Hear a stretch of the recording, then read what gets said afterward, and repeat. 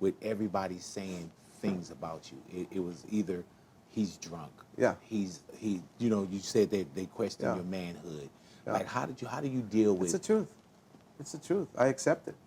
I now accept it. I don't have to deny it anymore. You know, all these years I denied. No, that's not me.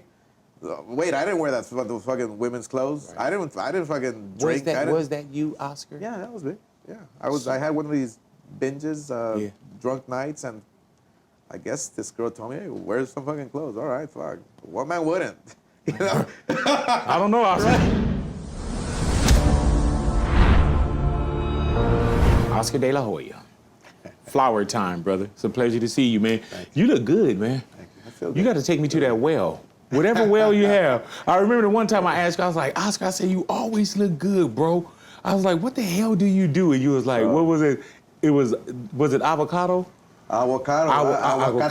You was like, aguacate. And I was like, dude, I got to remember. It's paying off, brother. Yeah, man. Now that I'm 48, it's like paying off. Dude, like, how good do you feel? I feel amazing. I mean, you ask me right now, at this moment, I feel incredible. I feel the best I've ever felt. And that wishing well, I've been trying to look for it for like years. Oh, okay. Yeah. But when you say right now, was there ever a time when you were feeling like, you know, because you gave a lot to the game, too, Oscar. Practically all my life. Really? Yeah, all my life. All my life has been, you know, a lot of sacrifice, a lot of hard work, a lot of like dealing with stuff, you know, with demons and this, you know, everything that goes with the territory of being a public figure. Right. You know, the territory of being an iconic figure, a sports figure, you know. And so once I can get past that, once I can realize, you know, all that what people are talking about, whether it's good or bad, whether they're inflating your head or deflating it. Right. It's like once you can get past all that and then realize who you really are, I mean, and you can figure it out, it's a beautiful thing. A lot of now people, I feel good, man. And a lot of people don't make it out of that or past that. Yeah. You know, and especially when we on the outside, we think we want what you have. Right. You know, I want to be the golden boy. Yeah. I want the money. I want the this. Yeah. And was there ever a time when you felt like, man, I would give all this back to be, you know, Oscar De La Hoya that lived in East Los and 40 years old? I think, yeah, yesterday. Right. Yeah. Yesterday I was feeling that way. Yes, last week, a month ago. Right. All my life, it's like the fame and the money and everything that comes with it. Yeah, it's amazing. It's great. It's beautiful. Yeah. You worked hard for it. You know, you should enjoy Yeah, it. and that's what I tell people. You shouldn't apologize for your success. No, you shouldn't apologize. But when you're not prepared for success, the way I wasn't prepared. I'm a kid from East LA. You know, yes, I went to high school.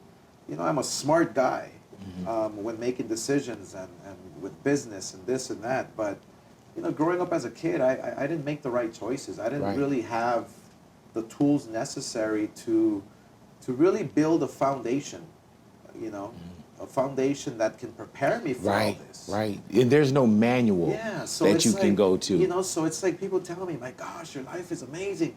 No, it's not. Yeah. No, it's not, because I didn't prepare myself. I wasn't prepared. Nobody gave me a handbook. Right. And That's said, hey, this is the way your life is going to be. Yeah, go to page 17C and Bro, look under there. I'm the guy that, you know, builds a bike for my little girl and there's 6 screws missing. You know? Right. You can't even read that manual, 6 screws, let alone the manual of life. Like, I can't read it. Dad, the pedals in the driveway. You know, how was it growing up? You know, and take me back to early Oscar, before the Oscar De La Hoya that we know, before the boxing. Like, take me to the 5-year-old or the 6-year-old Oscar. You got into boxing at what age? 6? I started at 5 years old. At 5 years of age. I started at 5 years old. How does that happen for a 5-year-old kid from East Los Angeles? I was in a family party, and all my uncles and you have a fight family. Yeah, we have a fight family. My father was a fighter. My grandfather was a fighter. So we were in a family party gathering. On the weekends, we normally got together as family. I mean, family was like everything. Right. You know, it still is, obviously, but back then it's like all the uncles and cousins, man. and so there's 10 little kids running around. We didn't have devices where we were talking to each other. Yeah, It felt exactly. Like we checked in, we had to like go. make little balls of mud to actually like have a ball to play with. Yeah. That type of like So my uncles, when they would start drinking and getting drunk, they would say, "Hey, let's put on the gloves." So my uncles would start fighting, putting on the gloves. It was entertaining. Right. And so one day, all the uncles are like, "Well, let's get the little kids to fight." And so let's put little Oscar, at 5 years old in with my cousin that's 9. And I'm like looking at my cousin like, okay, like whatever, I have the gloves on. He punches me in the nose. I start crying. My father gets like, pissed off at me. At 5 years of age. Yeah, like, why are you crying, dude? Yeah. So he tells everybody, you watch out, I'm gonna take him to the gym, and then 6 months later, he's gonna come and, beat some ass. So yeah, sure enough, that's how I started. Was that a burden for? Do you remember what that felt like? I actually do. I was scared as hell. Yeah. I walked into the gym, and there's a gym called the Ayúdate Boxing Club, which is help yourself. Ayúdate in Spanish. And I walked in. There was tons of little kids training. So that's what kind of captured my attention. I was like, man, I can play here. This is fun, But then when I had to get in the ring and fight, and it was like, what kid wants to get hit? Right.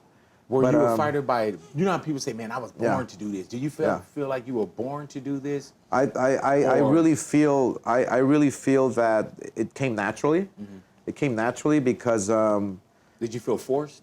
Big time. I was forced big time. I mean, what kid wants to get hit and fight and at 5, 6 years old? Right.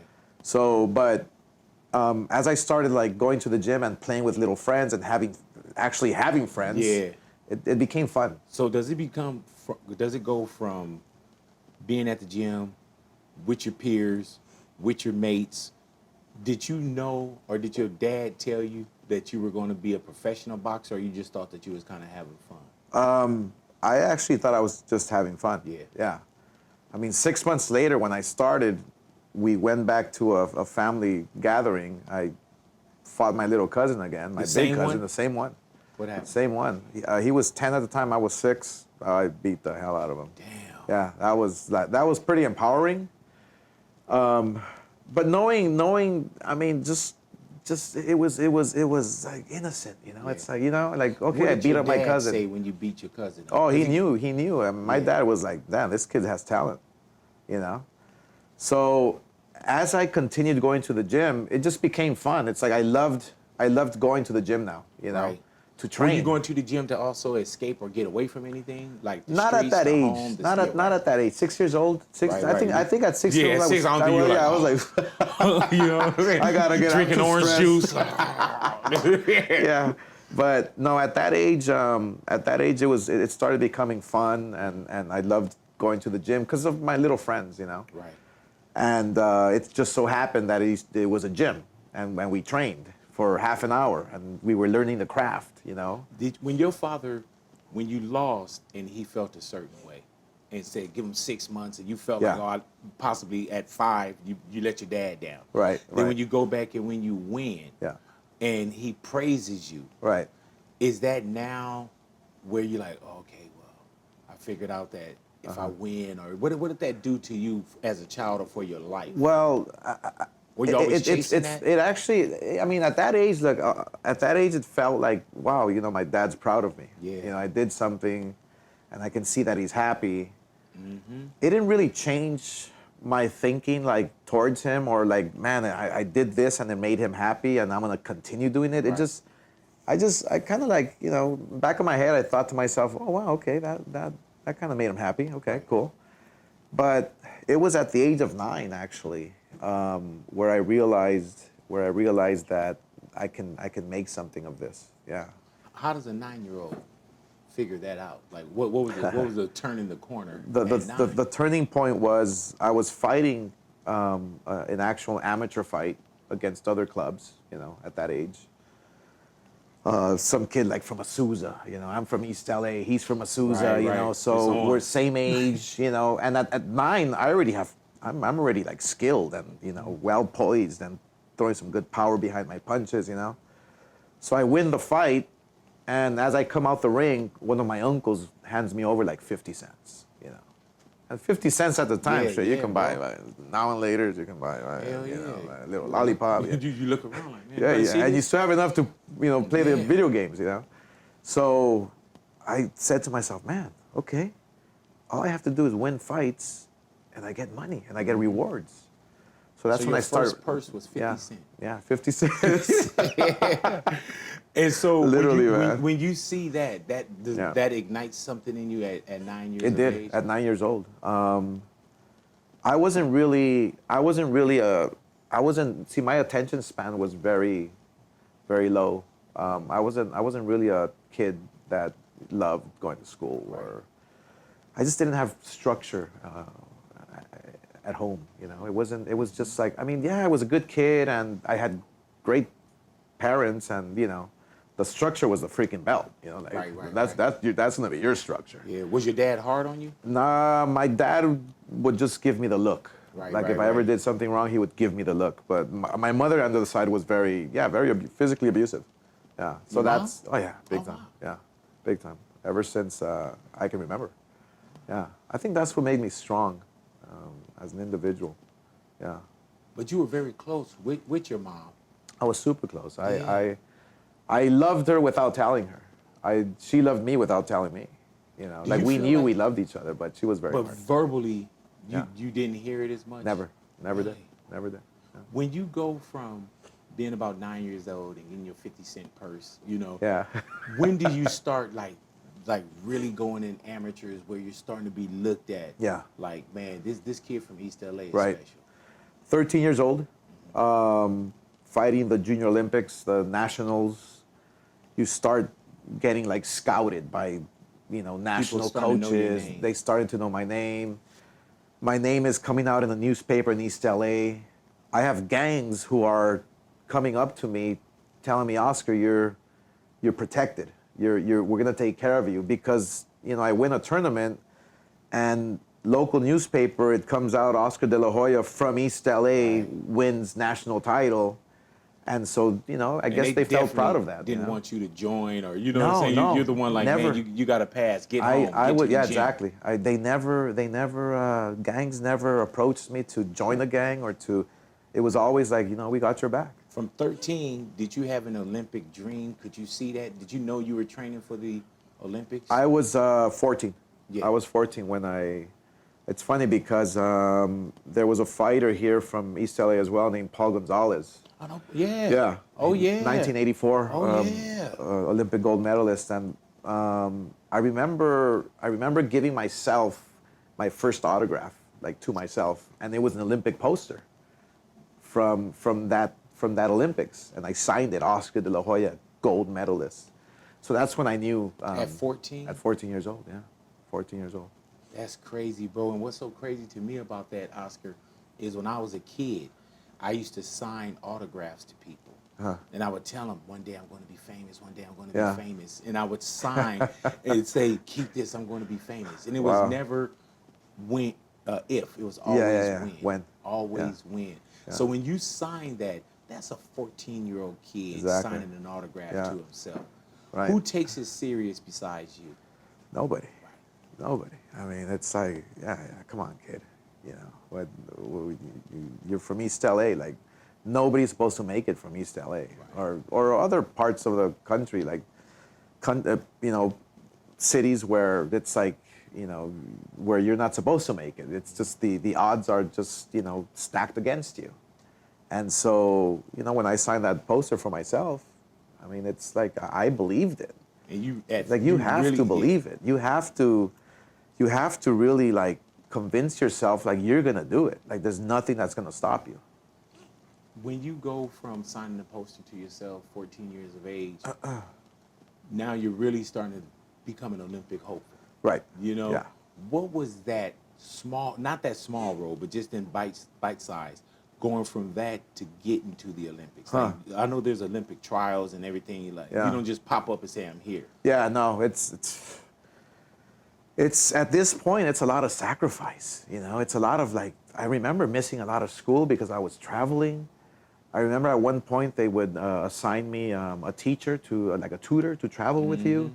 The Olympic Committee now is doing this. The Olympic Committee is now giving me a job so I can have money in my pocket so I can just focus on boxing. So it was a lot of pressure. Oh man, it was at the time it wasn't that much pressure because I'm a kid. Right. I'm a kid making a few $100s a month. Right. I have money in my pocket. I mean, East LA, like, I mean, I'm probably making more than my dad is now, Right. you know? So the pressure, I wasn't really thinking wasn't about a it. pressure of this could go away or No. I can't lose or.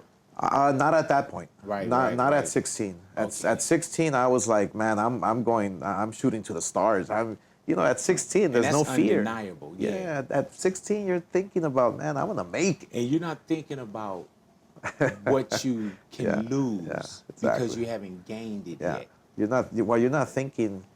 You're so naive at that age that you're not thinking about the pressures. You're not thinking about the people you have to deal with. You're not thinking about, well, what if you do lose and you don't make it? Yeah. You know, you're just thinking about winning. You're thinking about achieving your goal. You're unstoppable, basically, at that age. At that early age that you were fighting for other people as well, not just fighting because you signed an autograph to yourself. Right. But were you fighting for your mom? Were you fighting for your dad? At that age, at 16, I knew I was doing it for my dad, to get his acceptance, to get his okay, like you're doing fine. Because my father was never one to tell me, son, I'm proud of you. Right. He was just like, very stern, strong man. But I knew that I was making him proud. Right. We just didn't know how to say it. Y'all didn't say it. Yeah. We just didn't know how to say it. My mother at the time, we didn't know she had cancer when I was 16. And so I was basically like doing it for myself and thinking at that age, I'm thinking, well, shit, if I win, I'm gonna just keep making money. Yeah. Yeah. I I might make it pro, and man, I can possibly buy myself a new car. Yeah. You It's know? crazy what That's it. those That's it. accomplishments Yeah. are. Yeah. You know what I'm saying? Yeah. Man, I can get a new pair of shoes. That's I it. can- Yeah. I don't have it. to ask anyone for money anymore. Exactly. When you get to the Olympics, is there a pressure to bring home the gold medal? Yeah. Well, so at 16, shortly after that, I was maybe hitting 17 now. We found out my mom had cancer. Right. So now it's like, okay, now this is where I tell myself I'm gonna do it for her. Like, this is for her. This is like, because she started going to my fights and supporting me, and she would literally not go to the hospital and get her treatments, her chemotherapy treatments, just to be at the fights, So at that point now, hitting 17, I'm doing it for her, basically. Like that's her dream. It's not my dream anymore. I became unselfish. I became like, I taught myself a very valuable lesson right there. Like, it's not all about me anymore. It's like, this is for my mother. How at 16 or 17 years of age, how do you take that energy? Because usually, bro, like the average person would say, man, Yeah. I'm losing my mom. Right. I'm doing it for her. Yeah. And Right. throw the towel in. Yeah. That's a lot of pressure. Yeah, it's a lot of pressure. It's a lot of pressure, and it's crazy how it all transpired and it happened. So when I found out she had cancer, when she told me for the first time, I mean, you can imagine. I mean, my life is basically over. But as she continues to tell me, do it for me, do it for me, do it for me. It's like, okay, I'm gonna do it for you. So there was a point where I quit. There actually was a point where I quit for about I want to say like 4 months. And that's when she passed away. Like she was in her bed in the hospital, and we were there with the family, and she was like getting really sick, and I went to the home to take a shower or something, and when I got back about a couple hours later, she passed, and so my life was over. I mean, I was just like 17 years old, and I wanted to just quit everything. I wanted to quit life. Like, why do it? Yeah, why do? She's not here anymore. Oh, I started drinking. I started getting, you know, I just didn't care anymore for about 4 or 5 months. What brought you back? Yeah, her voice, her. I was in bed one day. We used to sleep in the garage in East LA, my brother and I. And one day, it's like I woke up, you know, and it's like you sometimes feel you hear voices or something, you know, and I just felt that my mother was telling me, you go back to the gym, train, and win the Olympics. And that's when the next day I was like jogging in the streets of East LA again, you know. Did anybody think in those 4 or 5 months that you weren't going to come back? Yeah, actually, everybody was pleading to me. Everybody was pleading to me, please, Oscar, you know. Because you think about it, at that age now, like, they see the talent. They saw that I won Golden Gloves and national titles and this.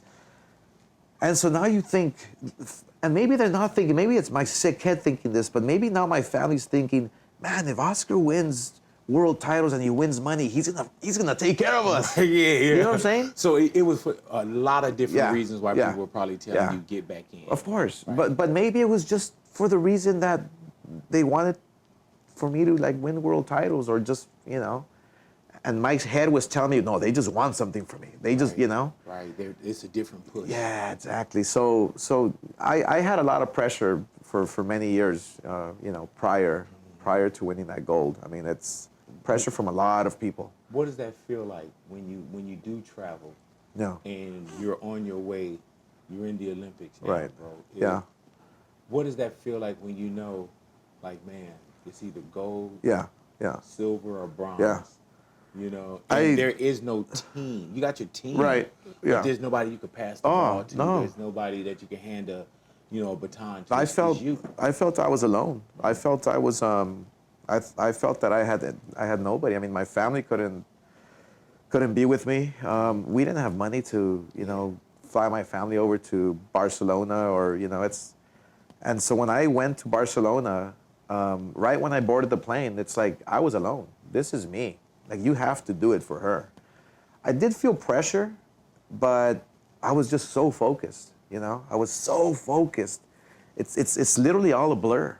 It's literally all a blur. It's like it just happened. Like, It's a pressure that's an energy too. Yeah, Like, it is an energy.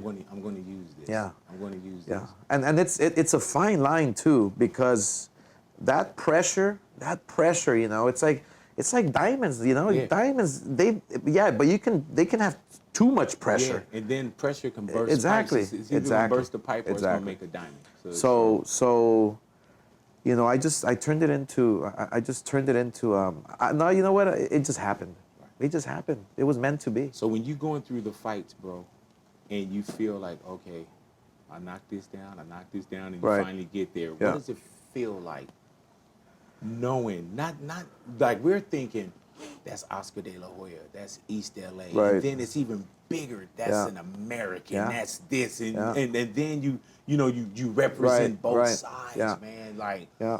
what does that feel like when you know you won the gold? Well, at the time, you know, and I'll give you the timeline or how it happened. At the time, it's like, okay, that's Oscar from East LA, and you hit it right on the mark. It's like, wait, now this is Oscar who's representing the USA. Mm-hmm. And then the story of my mother took it up another notch. Like, oh my gosh, he's doing it for his mother who passed away from cancer. So I had people like from all over the world, you know, cheering me on, and now the pressure's on. Now it's like, and I'm freaking 17 hitting 18, you know, and I didn't have anybody tell me, okay, you got to deal with this like this. Your mom passed, okay, you're gonna do this, and you're gonna get over it. And no, nobody told me nothing. I had to deal with all my emotions, man. Every single emotion going into the Olympics. So on the globe, it's a global stage. I mean, all eyes are on you. So people, what they don't see is the pressure that I have inside. You know, I was literally like a bottle of wine ready to burst, ready to pop. You know, that you're shaking it for years, and the cork is just holding on. Right. You know what I'm saying? And all it takes is a little. Yeah, but yeah, it happened. It happened. I can't explain how it happened. I mean, Was yeah, it- my hard work, my discipline, my focusing, but I literally think, I know for a fact that she was looking down at me. I literally do feel that. Was it happy and sad at the same time? Oh man, if you look at the footage of the Olympics, they're playing the national anthem, and it was beautiful. And you would think, man, you should be happy and joy and Right. jumping up and down. But I was just in a fog. I was in a daze because I was picturing my mother in the stands, and I couldn't cry. I couldn't laugh. I couldn't do anything. And right when I got my gold medal, they finished the national anthem. I walked down the ring, and that's where they interview you. And Fred Rogan from LA, NBC4, he was the one. He goes, "So Golden Boy, how do you think your mother feels looking down?" And bro, I lost it. I cried for days after that. I couldn't talk. That was the moment. Yeah, that was the cork. Yeah, that was the cork. When you say, man, I'm putting all this energy into getting this gold for my mom, then Right. you get the gold. Yeah. Where does that energy go now? Because at one point did you feel like I achieved it? Oh yeah. And then what's the next thing after you put so much into Yeah. getting this gold? Yeah. I didn't have a plan. Yeah. I came back to East LA a changed man. I mean, it was my life changed night and day. So we flew back from Barcelona, and they're opening up the door to the plane, right? And at the time, this is when they let people in through security. Yeah. They could be you right could there at the you gate can be at the- carrying a freaking grenade, and you can still get by, So she opens the door, and there's literally thousands of people. And I look at her like, shit, who are they here for? And she's like, they're here for you, baby. And that's where my life changed. But I didn't have a plan. I didn't have a plan like, okay, I'm going to turn pro, da-da. Like, I didn't know what to do. So when you get back to East Los, it's like, because at one, you got the world looking at you. Right. You're in Barcelona. Yeah. You know what I'm saying? Like, they're picking you up, they're doing this, they're doing that, Yeah. and then they drop you off in East LA. Yeah. Yeah. You got thousands of people saying hello, Literally, then you get in the car, and Yeah. It's crazy. I mean, the caravan was like crazy. then the From next LAX day, to East LA. Oh, I Does didn't it sleep. I didn't disappear? sleep for days. but does it disappear where it's like, oh, okay, like, No, it never damn, did. this is over. It never did. Wow. It hasn't. That's what's crazy. I mean, I remember I couldn't sleep in my garage anymore because people knew that I lived there. Right. I So would did you get come people from banging- Barcelona to the garage again? Yeah, straight to the garage. That was my home, But now my home is full of people. Now my Yeah. home is like, now everybody knows where I live. Now you got different cousins Oh, that you never met Yeah, before. I got family coming out of the woodworks. I got friends. Now every gang member in town is like. How does the name Golden Boy come? Of course, from Yeah, from the Olympics. But once I won my final fight, the final fight, it was against a kid by the name of Marco Rudolph from Germany. Okay. I won the gold, and one of my uncles was in the stands, and he yelled, "That's my Golden Boy." That's where it came That's where it from? came from. Yeah, the Golden Boy. Does that? Maybe you should stop telling that story. That uncle feel like you owe him something. Like, dude, I done paid you for a Golden Boy many a time. yeah. So he said, "That's my Golden Boy," and that stuck. That stuck. Yeah, it stuck. So when do you go from the Olympics to where it's like, okay, it's Golden Boy time. It's Oscar De La Hoya. I'm a professional fighter. So we're having like parties for days. Yeah. As you Literally, should. literally. I mean, the whole block is full of people. I mean, for days. It's crazy. You can imagine. It's just crazy. And then I don't know. One day, weeks after that, where things kind of calmed down, I started having all these calls from Don King, managers. You have to sign. We're gonna offer you $1 million contracts. That sound crazy what? to you, huh? I'm Like like, what? $1 million. Yeah. I'm trying to, I'm making 50 cents a fight here when I was 9 years old, and now somebody's trying to offer me millions of dollars. I mean, what do you do with that? I can't say no. Right, not at all. I can't say no. So, do you remember like what that felt like, your first professional fight, walking out? I do actually. It was at the Forum, at the Great Western Forum. And that's home plate Oh, pretty it's much, home. bro. It's like Yeah. you don't even need a hotel. Yeah. I would have taken a hotel as opposed to the Right. garage, but it's like I'm driving Yeah. to this place that I've been to before. Right, exactly. And I'm fighting here now. Well, as a kid, my father used to take me to the Great Western Forum to watch those, Tuesday night fights. And now I'm in the dressing room, and I'm gonna walk out, and it's sold out with thousands of people just to watch me fight, a 4-round fight, a 6-round fight. I mean, my world at that point was just like in a whole new level, a level where I wasn't prepared for, a level that I'm just gonna go with the flow. I'm gonna go with What the does flow. that power feel like, though?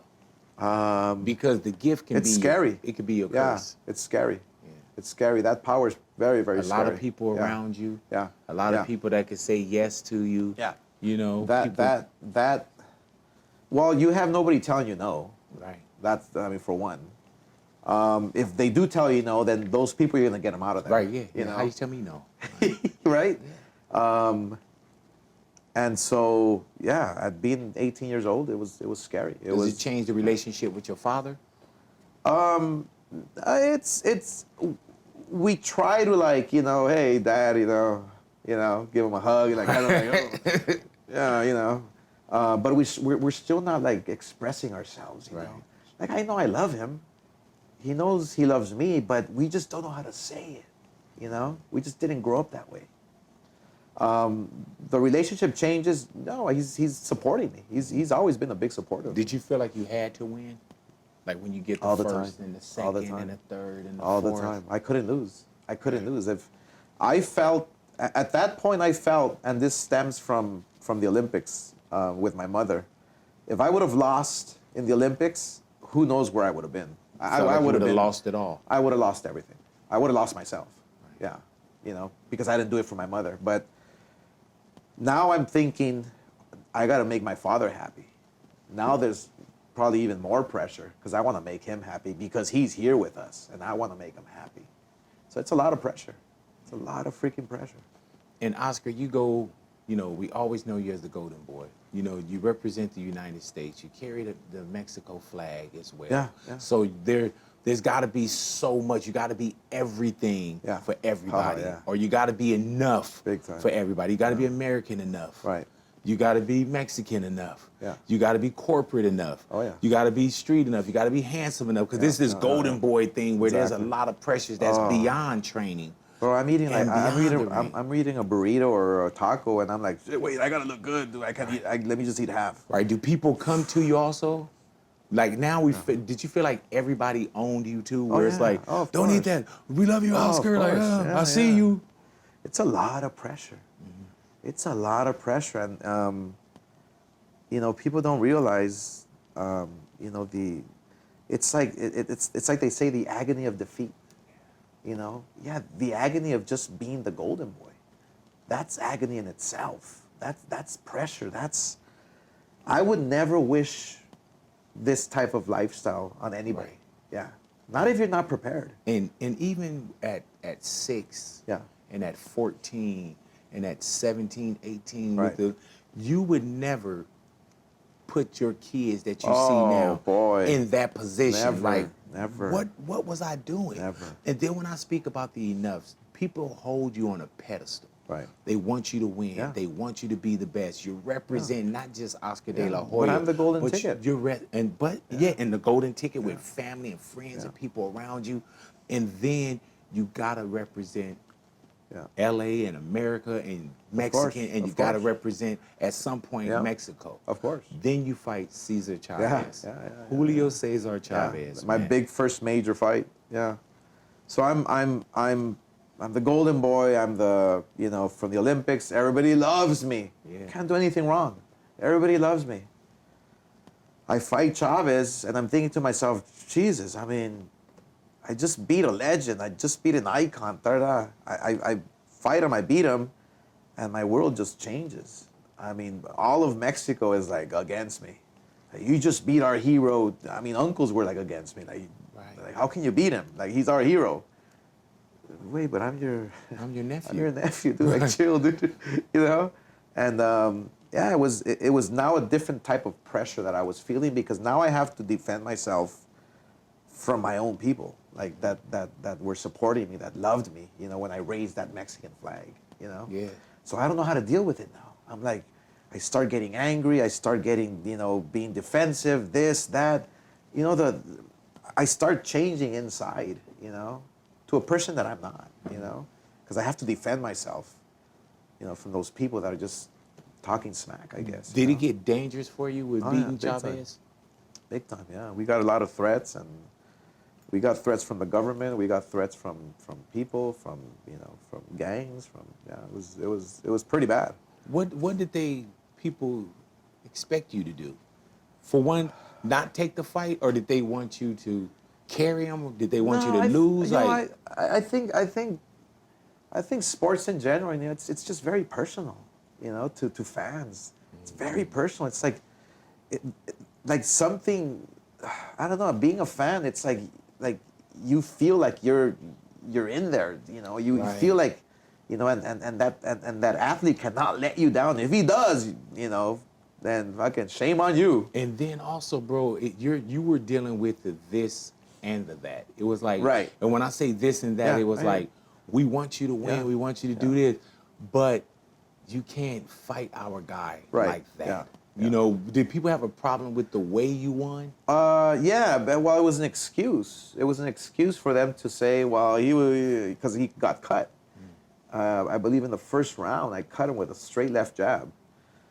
And so it was like an excuse for people to just talk more shit, you know. That's what basically it was. But, you know, it's funny because I was born here in the U.S., and I've always been very proud. I've always expressed it. I've always, like, educated people, like, dude, like, I'm born here, but I have Mexican roots, which I'm very proud of, which I'm, you know, and so, but me winning the gold medal and me beating Chavez, it's like I had no identity. Now I don't know where I'm from, because I'm not from here or I'm not from there. You know what I'm saying? Yeah. It's like, okay, I can't be Mexican because I'm beating Chavez. Wait, but I'm not American because it's like I have Mexican roots. It's a whole, the dynamic was just strange. So you lose yourself, you know? Did you ever feel your people were going to turn on you? I never felt it, but not in the Chavez. Until? No, until it happened. Until it happened. But I stuck my ground, man. I stood my ground. I was strong enough not to give in. You know, I always believed, like, look, this is just a fight. This is just a fight. This is not who I am. I'm not against anybody. Look, I'm American as they come, but I'm just proud of my Mexican roots, and I'm gonna stick to that. I'm gonna stick to it. And sure enough, I mean, look, people, you know, they respect around. Yeah, they respect that. What did you ever have a conversation with Chavez? Yeah, all the time. Oh, I know now. Yeah. But I'm talking about after that. Was it? No, not about that, because you know, we were at those particular times when we fought in 1996, 1997, we were in different places in our life, you know, emotionally and physically, you know, and so I couldn't have a conversation with him about it, you know.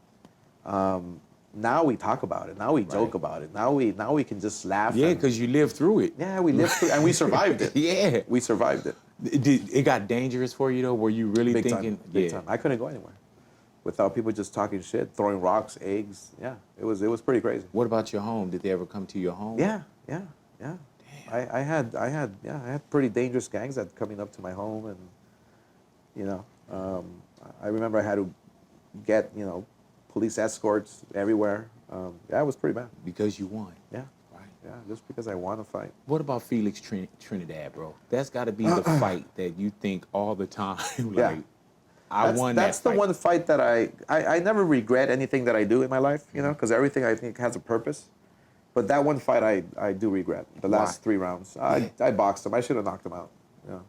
Was that your corner telling you you're ahead? Yeah, I'm ahead. I had an old school trainer by the name of Gil Clancy, and in the gym, we just boxed every single day. So you become a robot. You just become used to it, you know? You're boxing. And so when I would come back to the corner after the round, he would like literally shake me and yell at me like, you better box him. He's too strong. He's powerful. Don't let him hit you.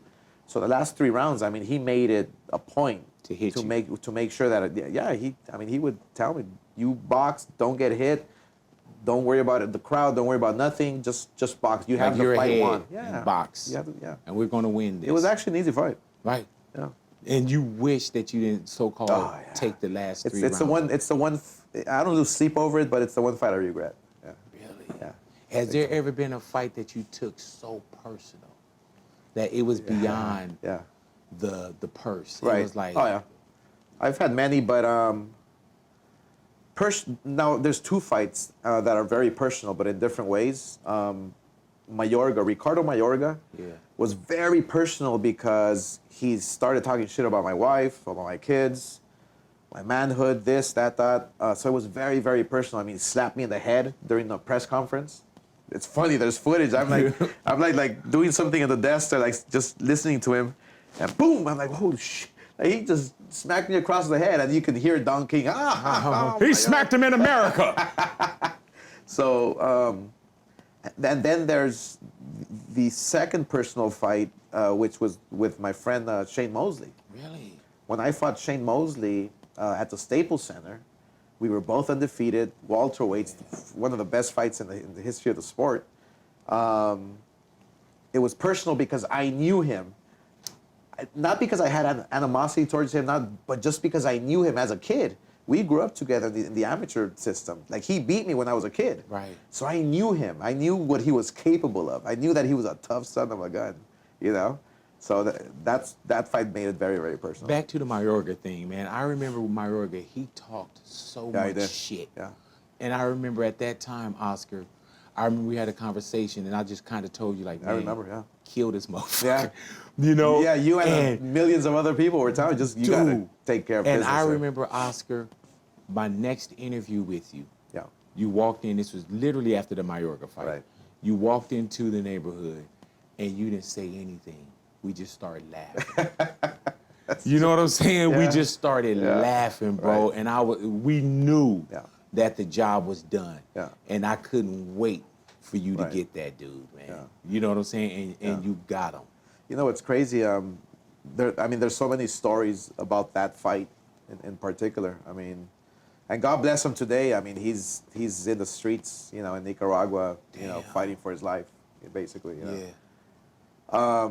And it sucks. You know, it sucks that fighters, athletes have to, you know, if you don't make it, if you don't cross the finish line, or, you know, kind of like, it's like us walking up a mountain, you know, and a lot of athletes are not going to make it. There's some that can maybe peak down and, you know, and walk back down the mountain, but a lot of them stay there and don't make it, you know. You're constantly climbing. Yeah, constantly, you know, uphill battle, man. And the more you climb, the more weight you get on you, or the more, like, it gets harder to get up there. What do? You give up. You give up, you know, and so, but in that particular fight, that fight was not going to happen. The week of the fight in Vegas, it was not going to happen. I'm in one of the holding rooms at the MGM, waiting for a press conference the week of the fight, and Mayorga comes in to my room, and he wants to talk to me. And keep in mind, we're like going at it. Right, like this is real. This isn't pressing. But he's tours. crying. He came in crying. Can I please talk to you? And he tells me, Don King's not paying me money. He's ripping me off. He's not paying me a purse. And I'm thinking to myself, first I'm thinking, wait, this might be a psychological, you know. But no, he started begging me, please, you have to pay me more money. I'm not getting paid. Don King's giving me zero, you know. Damn. So that fight never happened, almost never happened. So how did it happen? Did you give him some of your purse? I said, if you don't step inside the ring, I'm going to sue your ass. Because you signed a contract. Oh, okay. You didn't say, I'll give you something. I thought you were going to be like, yeah, man, just give. You were like, yeah, like, dude, I really need to beat your ass. Like, This isn't the time. Like, you're getting fucked up. Don't get it twisted. You know what I'm saying? If I got to throw you another 50 racks or something, I'm fucking you up. You're going to be there. I mean, if I knew the way he is now, like, I would probably give him those 50 racks now, but back then, it's like, no, it's game on, brother. Let's fight. Yeah, I'm going to kick you your said ass. too much, and we've seen too much. Exactly. How do you deal with everything that's outside of the ring? You know, because at some point, Oscar, man, how do you not let the so-called demons get a hold of you? Or have they? Yeah, they have. They have, actually. It's no lie. I mean, my escape has always been alcohol and drugs. Yeah. And when you say drugs, what do you mean? Yeah, substance, man. You know, cocaine, or, you know, I got involved with that. Was it heavier after ago. boxing, or were you using? No, I could, because they would check you, drug test you. So once Pacquiao beat me, that was my lowest point of my life, when I lost to Pacquiao. It was like the gates just opening, you know, and it's like the cork just again popping open and just letting everything out, and just all my depression, all my, you know, anxiety, living this type of lifestyle. It's almost basically living a lie, because so many people put you up in a pedestal, you know? And my coping mechanisms were drugs and alcohol. Was there depression there as well? Oh, big time, yeah. Which I have to deal with now, still to this day. Did you ever think about, like, could you get out of that situation, or did you just thought you were just, man, I'm just gonna drink the pain away and just gonna... I always had good balance in my life. You know, I have kids who I love, who love me, who I've always been pretty balanced, you know.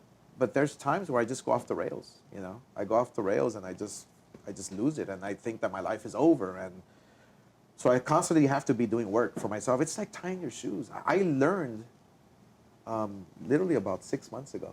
I learned that life, you know, you have to take care of yourself as well. Yeah, man. I love taking care of people. I have tons of employees. I have people, family, this, that.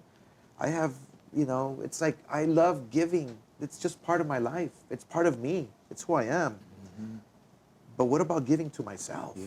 You know what I'm saying? I just learned that. Yeah. I knew I could do it, but I just learned it. Yeah. And you know, the first thing when you travel, when you get on an airplane, they say secure your mask first. Exactly.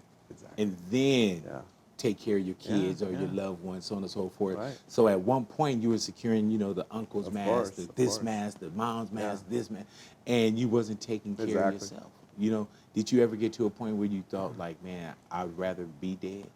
I've said, you say it a lot of times. Right. You say it, you know, when you're having a few drinks, whatever, you say it, but never. No, I think again, I always go back to my mother. She's looking down at me.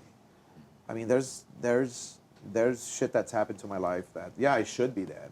Right. You know, I should not be here. You know, and then life is just freaking amazing. And how do we think that, you know, we want to be you and not understand? Well, I think because people see the glory. People see, you know, my gosh, the golden boy. People see how, you know, I give back to the community and the charities and this and that, and it's all beautiful. But it's all by design, you know.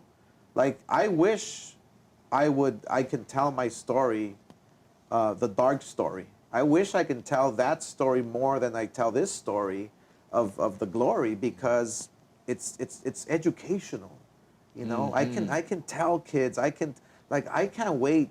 Like, I have a second chance. Right.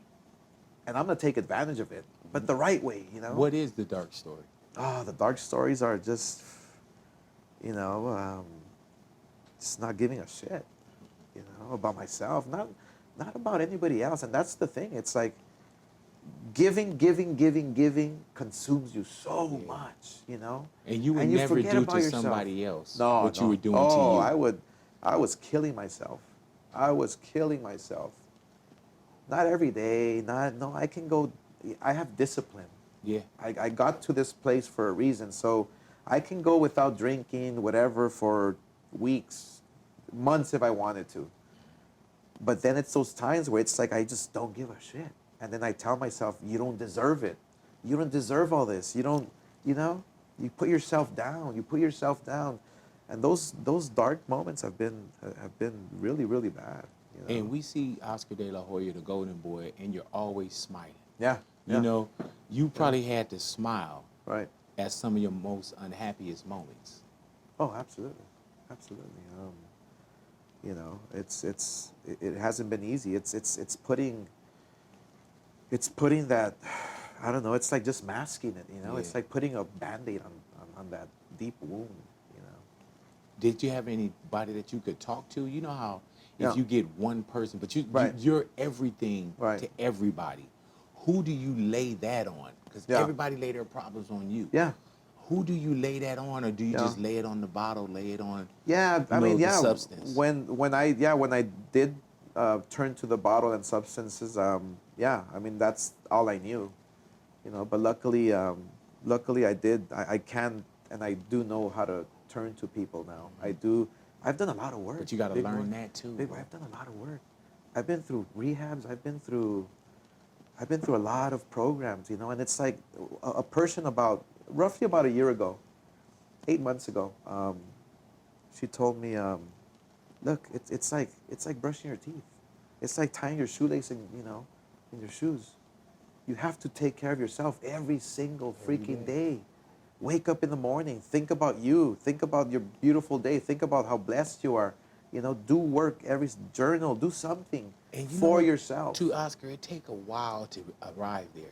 Yeah. Because Oh, people it takes could tell you, took me 40 you're years. blessed. Took me you're 40 this. years. You say 40? 30 or 40 years. Yeah. Because people could tell you, oh, you're blessed, Yeah. you shouldn't, Sure. you're throwing this away.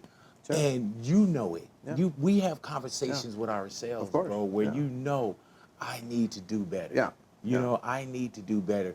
And sometimes we just don't. Yeah. You know what I'm saying? Yeah, and it stems from childhood. It stems from like the way I grew up. Maybe I didn't have the love that I wanted to hear from my parents, or kind of it fucks you up in the head, you know. And you know, I mean, my first drink was acceptance yeah, too, bro. yeah. My first drink was like at 8 years old, you know. So I remember all that, you know. It's in the memory bank. You know, I got molested when I was a kid. I got raped when I was 13 by an older woman. You know, so a lot of shit has happened to me. And I say it now because it's like I have no shame now. I have no, you know. And you say it now after the years, but as the Golden Boy, Right. as the champion, Yeah. you know, looking out for Mexico and looking out for the U.S. and your family, you couldn't be vulnerable. Oh, hell no. You're a fighter. I had to keep the smile. I had to keep the smile. I had to work for everybody else, you know. Make them proud, you know. Make my family proud. Make millions of people proud. And at the same time, I'm just forgetting about me. I'm forgetting about the feelings that I supposed to deal with. Let me just bottle them up. Right. Let me just squeeze them down so they can just go down and let me put on the cape again. Yeah. Let me put on the mask. Let me put on the cape, and let me go out here. That's you know, life, and, man. and be everybody else's. And it's not. And everybody doesn't have to be this way. Right. It's just that I didn't have the preparation. I didn't have the foundation. As a kid, I didn't have my parents telling me, okay, you got to do this, this, this, and that. Yeah. Like now, as a father, I mean, I kiss my kids every single freaking day. I call love them, yous. hey, you love me, right? You know, Yeah. I love you. You know, so not a day goes by. So it's different. Back then, it was just, you know, it's not the way it is today. Did you ever think that whatever's going to happen is going to happen? You know, like you don't think you want to do anything to yourself. Yeah. But did you ever think like, man, I'm ready for whatever happens? Yeah, I didn't care. Yeah, it's like if it did happen, whatever. I didn't care. I remember one time, and I mean, I was young. I had just bought my first Ferrari. I think I was like 19. Jesus. And after a fight, we went somewhere to a club, whatever, and I remember myself just driving down the 10 freeway, going towards the 710 freeway. I was going about 160, drunk as can be. Yeah, I remember hugging the divider and just seeing the divider right there next to my face, you know, just seeing it right there and just going fast and not caring, and who knows how and why I got through that, you know? You wake up in the next morning, you're like, what the fuck just happened, you know? I think about it now, and it was fucking stupid. Life could have ended right there, you know? Did you know you had a problem, Oscar? No. You don't want to know. You don't want to know. Right. You mask it with other things. You mask it with you know, being with the friends. You mask it with you know, okay, with another fight. You know, you mask it with all the people something. cheering you. Yeah. You put yourself last. You know, you're in the back. You don't care. You don't matter. You go to the corner right there and just, whenever I'm ready to deal with you, I'll deal with you. Did you feel like people really loved you, or they loved who you were? Yeah, I now realize that a lot of people love me. Yeah. I now realize that. When you're in the fog, in those moments, you think everybody hates you. You think everybody's against you. You think everybody not everybody is. Yeah, not everybody is. How do you deal with all the outside pressures that was there at that time? You know, with everybody saying things about you. It was either he's drunk. Yeah. He. You know, you said that they question your manhood. Yeah. Like, how do you deal with? It's the truth. It's the truth. I accept it. I now accept it. I don't have to deny it anymore. You know, all these years I denied. No, that's not me. Wait, I didn't wear that fucking women's clothes. Right. I didn't fucking drink. Was that you, Oscar? Yeah, that was me. Yeah, I had one of these binges, drunk nights, and I guess this girl told me, hey, where's some fucking clothes? All right, fuck. What man wouldn't? You know? I don't know, Oscar. Right. As I'm sitting here, I'm like, no, I don't know. You know what I'm saying? You're like, man, I probably could knock her down, too. Probably like two hot girls. Fuck, I mean, I'm fucking, you know, I'm blasted. When did you come to that, Oscar, where you say, man, there's pictures of me out there, and I'm wearing, you know, this lady's clothes. You try to deny it, right? All these years, all the way through. When did you know that it became a story? Like, oh shit, like there's pictures. Probably, I don't know, a few years ago with social media and all that, you know? Yeah. But it's like, yeah, it's true. I mean, I'm the one that set myself free from it.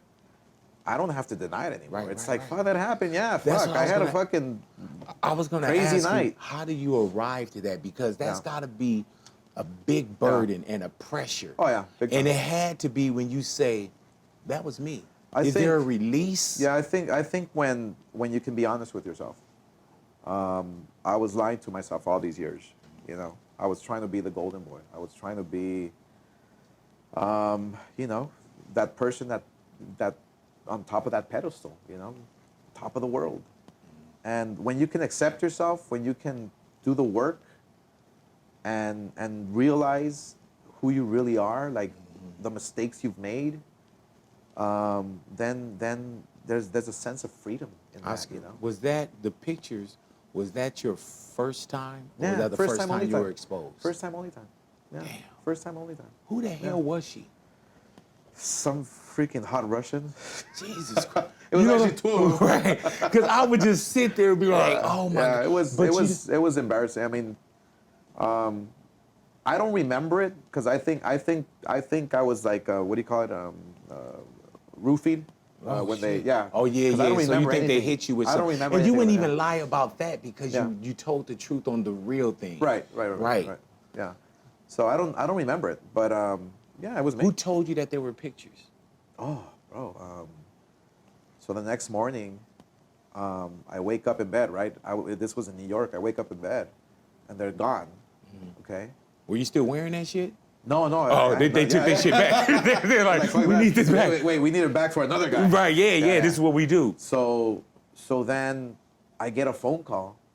I get a phone call from my lawyer here in LA, and he tells me, hey, dude, what's going on? Some Russians called me that they want $1 million for pictures. I'm like, oh, fuck, what the fuck happened? What did I do? I don't remember. I didn't even know I put those clothes on. And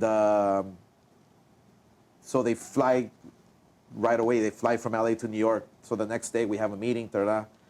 Yeah, so they're asking for $1 million, and you know, all right, well, give it to them. Yeah. I'm Make like, it disappear. give it to them because my image is squeaky clean, and I can't mess with it, and people can't know. give it to them. So they had, and I'm not gonna say the name of the individual, my lawyer at the time. I don't want to ruin his career, but he had to go on top of a rooftop where there's a pool, like a rooftop pool in New York, take off all his clothes, jump in the pool, and then the Russian jumped in the pool and they negotiated right there inside a pool, just to make sure that they didn't have wires or anything like that, yeah. So they negotiated $1 million, started out, pay them, whatever. So paid them, boom, they still released the pictures, yeah. So, I mean, what are you going to do with the, you can't do anything about it. I mean, man, and that's one of those things, Oscar, where you want it to disappear. Now, time kind of heals it a little bit, and you say, yeah, that's me. But that had to be like, oh, my God. Oh, at the time? Oh, fuck. At the time, it just ruined everything. It ruined my whole life. Did you think you could recover from that? Yeah. Yeah. I realized it. I realized it just like 6 months ago. That I can recover from it. When I was honest with myself, when I was truthful, when I can now look at myself in the mirror and say, yeah, you've committed so many mistakes, but you got to own up to it. You have to be honest. That's it. Honesty will set you free. That's a crazy arrival, bro. It is. That's a crazy arrival. Yeah. Why do you care about people so much, bro? And I'm talking about you do so much for people. And you got such a strong charity, and not just the charity. Right. The things that I know that you've done on the down low. Right, yeah. And even one time you just hit me and it was just something like, hey man, I'm over here doing a buyout. I'm doing, why do you continue to take care of so many people when at some point people probably didn't do the same for you? Yeah, my mom's message, man. Yeah. She always instilled that in me, like, the more you have, the more you gotta give, and I'll never forget that. I'll never forget that. So it comes from her. Is it hard to be accepted as a legend? Do you know that you're a legend? I know I've done some good things, I don't feel it. Right now I feel like I want to go grab a Big Mac or something. Right? But you know what it is too. But it's like I understand. It's like, so I was at these fights the other day at the LAFC stadium. Mm-hmm.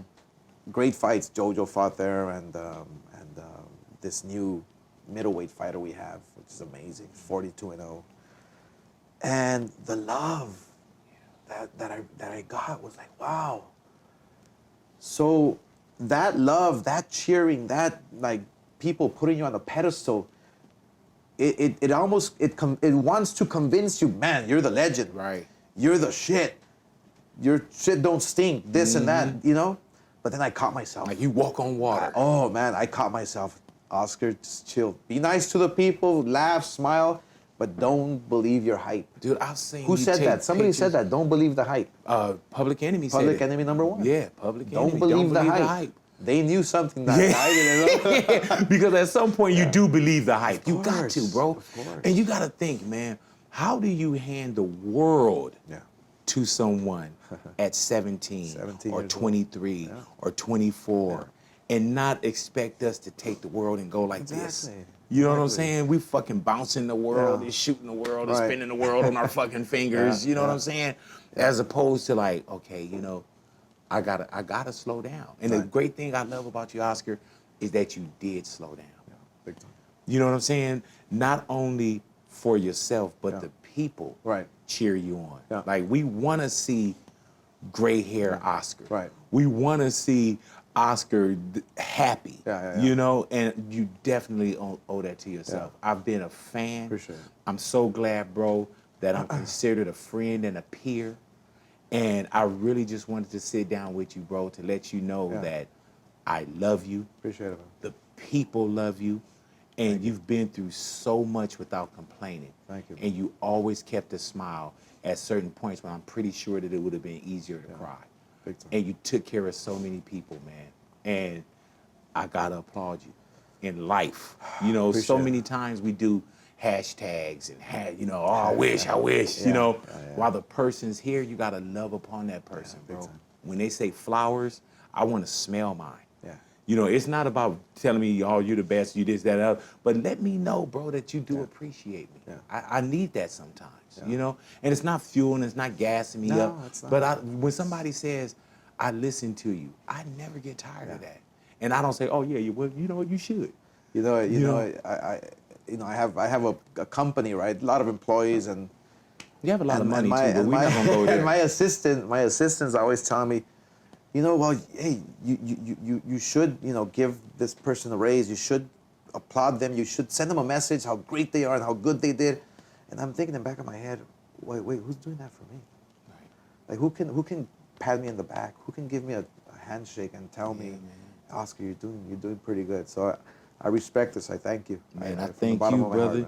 And being that we doing flowers, man, I know you got so many awards. You know what I'm saying? But I have to present this Flowers Award to you, bro. And right here it says, Oscar de la Hoya, the Golden Boy. Your accomplishments in the ring made you a highly decorated champion in boxing. Outside the ring, your heart and character makes you the pound-for-pound champion in life. You have blessed many. You give from your heart and not for publicity. It's an honor to call you my friend. Stay golden, big boy. Thank you. Love you, brother. I love you, my brother. You, thank you. I love you, man. Put this next to one of them belts. I'm gonna put it right next to my gold medal. No, I don't think you will. But you know, believe me, I will. All righty. Believe me, I will. I'm gonna pop by the crib, but Oscar, I'm telling you, bro. Thank you, man. Appreciate it. We love you, and I'm so happy that you happy. And there's a difference between, I know you were happy, but to see you happier, I'm at peace. Work on your ers, bro. Yeah. Older, happier, healthier, richer, whatever you need to work on, bro. I'm gonna get May all your may all your ers come together, man. Trust that, Oscar de la Hoya. Thank you, your big flowers boy. given, man. Thank you, brother. Appreciate it.